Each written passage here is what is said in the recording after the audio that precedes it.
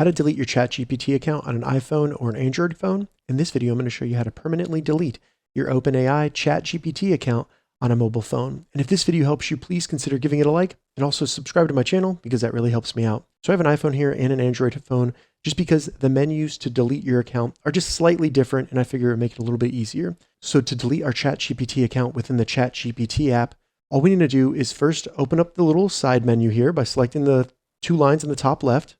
Once in there, select your name in the bottom left, and then it will open up a menu. This is where it's slightly different.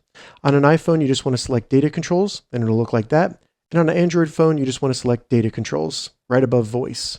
Once in there, at the bottom, just select delete account.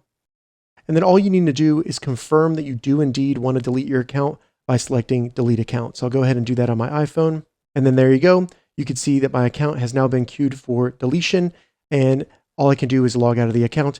So once you do that, you will not be able to recover your account. And if you have a subscription with OpenAI for ChatGPT, you'll need to cancel that as well. Deleting your account does not cancel your subscription.